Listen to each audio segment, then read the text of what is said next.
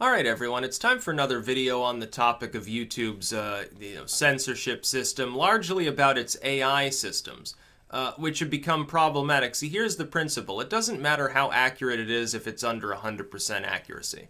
Because even if you can get 99% of the time, it goes right. What is being targeted by your algorithms, your computers, actually is like, something that should be kicked off the platform or set to restricted mode or whatever, or demonetized under YouTube's TOS. Even if 99% of the time you get it right, because of the number of incidences of it being deployed, you're still getting thousands and thousands of people on a daily basis really, really angry because they're being targeted unfairly. It's about the misses more than the hits. And we see no better an example of this right now than with RedPillBlack.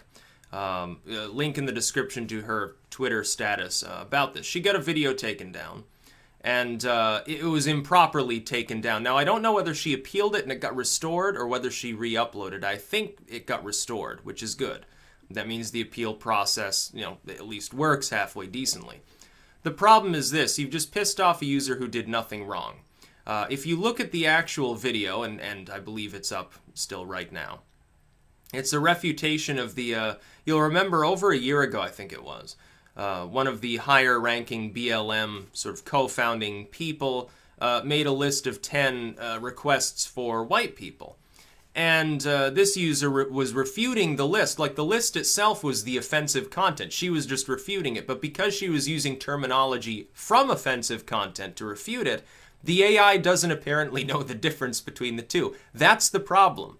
I warned of this, that essentially what would happen, people who aren't even necessarily, it's not about, oh, you're on the right, therefore being censored.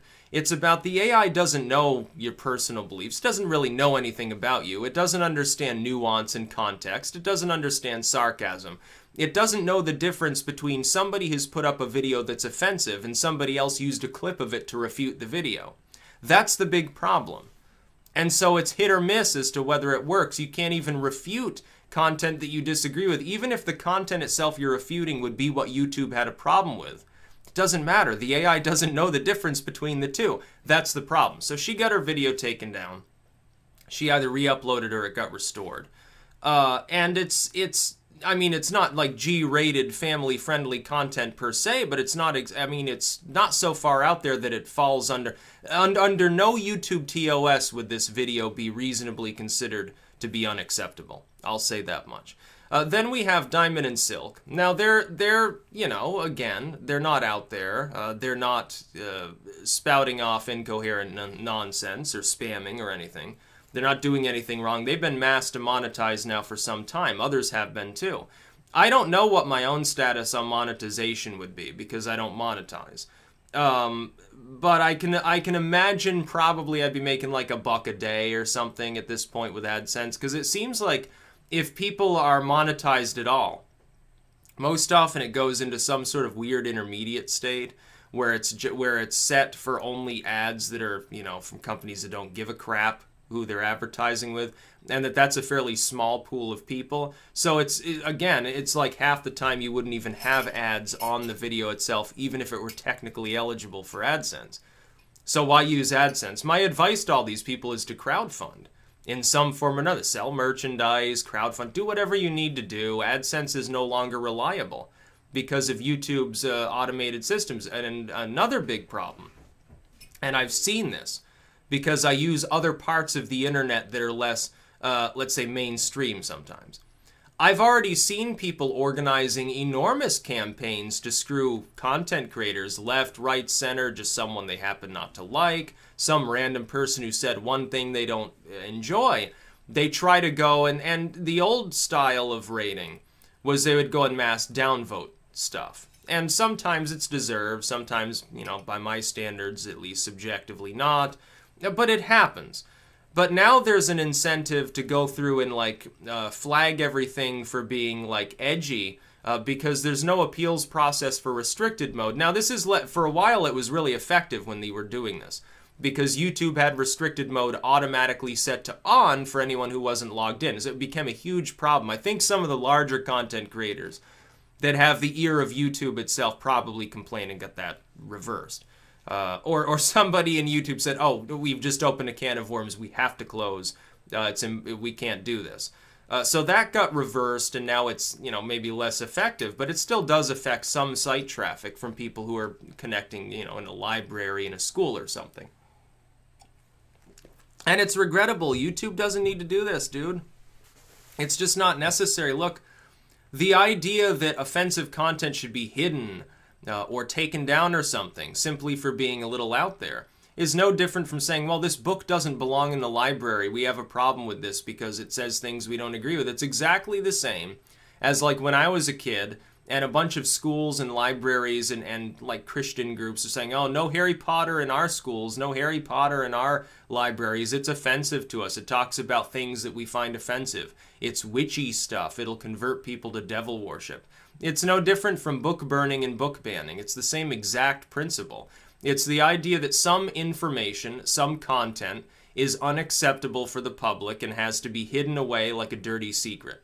It's or obscenity laws, like, oh, well, this art book has nudes in it, so this can't be in the library. Some little kid might see, oh no, they might see artistic nudity. Like they don't see it every time they take a shower. They look in the mirror or something. That's exactly what it's about. It's moralism, it's pearl clutching, it's panic, it's moral panic. That's what we're seeing online right now. Now, long term, I'm optimistic. Because if these old groups screw themselves with too much censorship, the alt-tech groups will just rise up and replace them.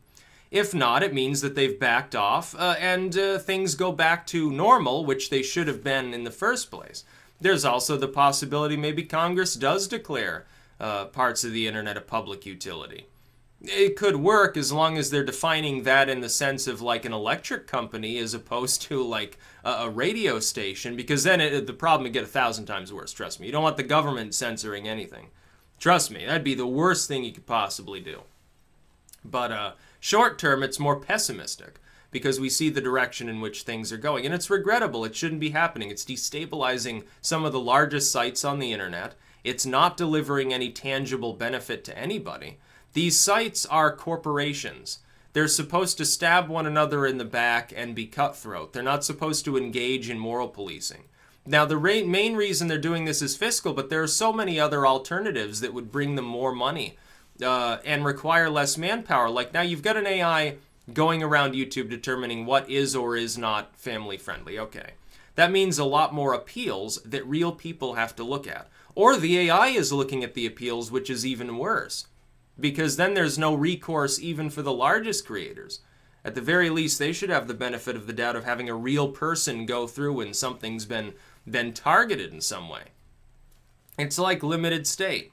I oppose the use of it. The list of videos on one Reddit page, I've got it on my Twitter pinned there.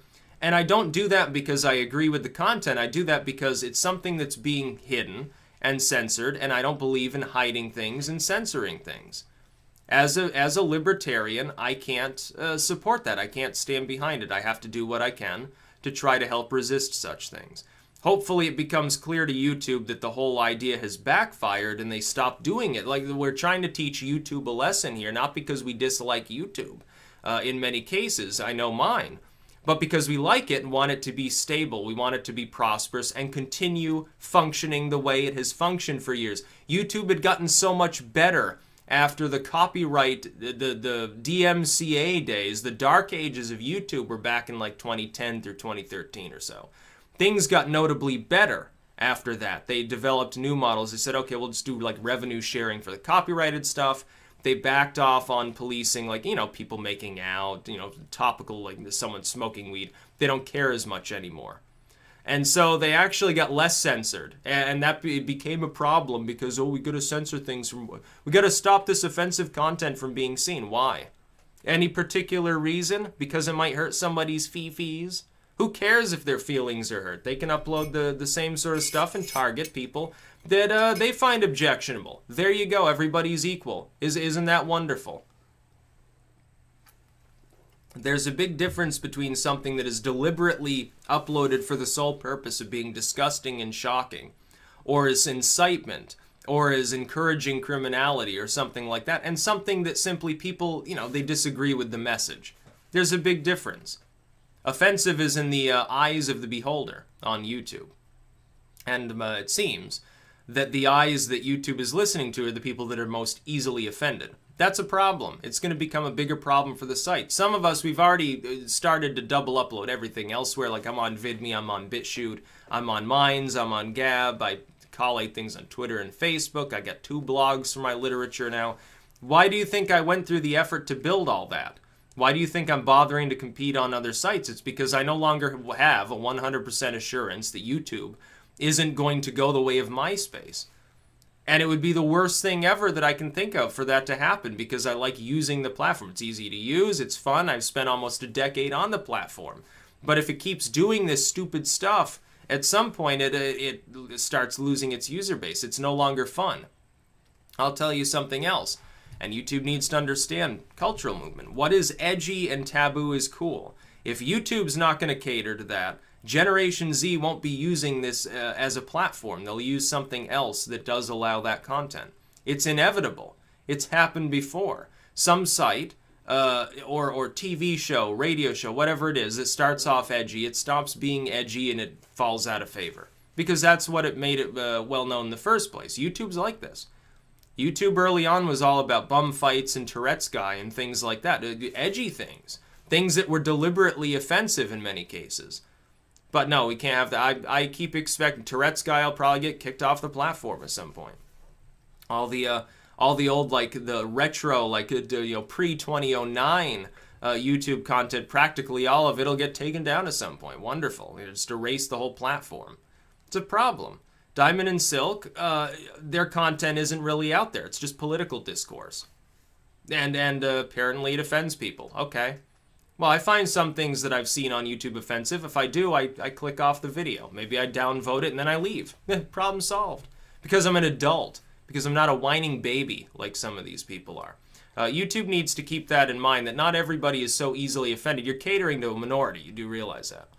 And that's a big problem. And you're using AI that's hit or miss and is causing many people to become very upset because they're like, well, yeah, all of a sudden I went from making $5 grand a month to making $50 a month. Well, that's a problem.